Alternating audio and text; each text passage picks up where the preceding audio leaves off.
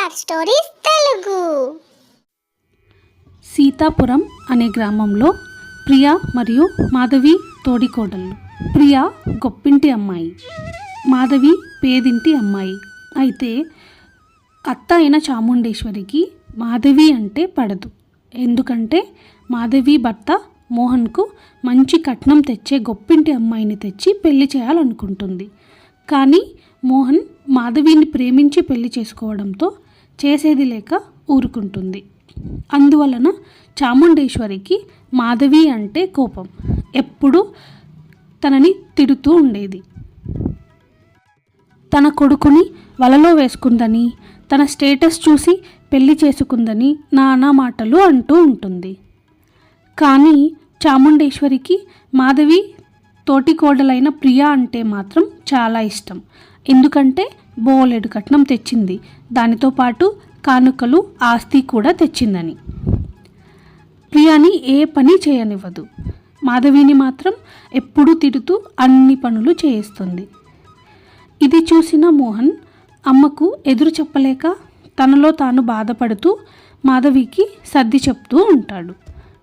మాధవి భర్త మోహన్ చిన్న ఉద్యోగం చేసుకుంటూ ఉంటాడు. కానీ ప్రియా భర్త రఘు మాత్రం పెద్ద సాఫ్ట్వేర్ ఉద్యోగం చేస్తుంటాడు. అందువలన చాముండేశ్వరికి రఘు అన్న, తన భార్య ప్రియా అన్న అమితమైన ప్రీతి. మోహన్ని మరియు మాధవిని చిన్న చూపు చూసేది. ఇలా ఉండగా ఒకరోజు మాధవి తల్లిదండ్రులు మాధవి ఇంటికి వస్తారు. బాగున్నారా వదిన గారు? ఏం బాగులే, పంపావుగా నీ కూతుర్ని తయారుగా. అదేంటి అలా అంటావు? మీకేం తెలీదు, మీరు ఊరుకోండి. ఇంతలో మాధవి తన అమ్మా నాన్నలను చూసి ఇలా అంటుంది. అమ్మా నాన్న ఎలా ఉన్నారు?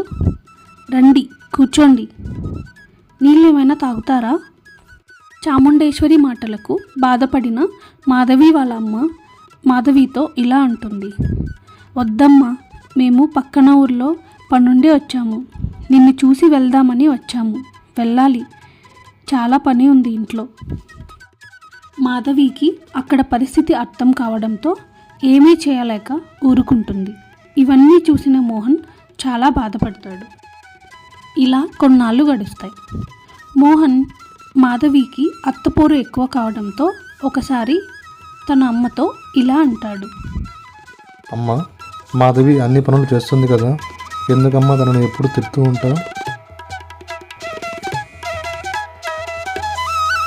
ఏరా నాకే ఎదురు చెప్తున్నావు? నీ భార్య ఇంటి పని వంట పని చేస్తుందని బాధపడుతున్నావా? నీ భార్య మాటలు విని నాకే ఎదురు తిరుగుతావా? లేదమ్మా, తను నాకేం చెప్పలేదు, నేనే మనసొప్పలేక అడిగాను. ఎంత ధైర్యం వచ్చిందిరా మీకు? అయినా మీరు నా చిన్న కొడుకు కోడలు తెచ్చిన డబ్బుతో తేరగా తింటున్నారు. ఆ మాత్రం పని చేయలేకపోతే ఎలా? కథ ఇంతవరకు వచ్చింది కాబట్టి మీరు ఈ ఇంట్లో ఉండడానికి వీల్లేదు అని చాముండేశ్వరి మోహన్ మరియు మాధవీలతో వేరు కాపురం పెట్టిస్తుంది. మోహన్ చిన్న ఉద్యోగం చేయడంతో వచ్చే ఆదాయం సరిపోవని చాలా బాధపడుతుంటాడు. మన ఆదాయం ఇంటి ఖర్చులకు కూడా సరిపోదు. అమ్మ చూస్తే వేరే కాపురం పెట్టించింది, ఏం చేయాలో అర్థం కావడం లేదు అంటూ బాధపడతాడు. దానికి మాధవి, మీరు బాధపడకండి, నాకు వంట బాగా వచ్చుగా, నేను బజ్జీ వ్యాపారం మొదలు పెడతాను అన్నట్టుగానే వ్యాపారం స్టార్ట్ చేస్తుంది. అది చూసిన చాముండేశ్వరి ప్రియాలు ఇలా అంటారు. చూసారా అత్తయ్య, చివరికి ఏ గతి పట్టిందో వీళ్ళకి. దానికి చాముండేశ్వరి ఇలా అంటుంది. నన్ను ఎదిరిస్తే ఇలానే ఉంటుంది మరి. రోడ్డు మీద బజ్జీలు అమ్ముకుంటుంది చూడు.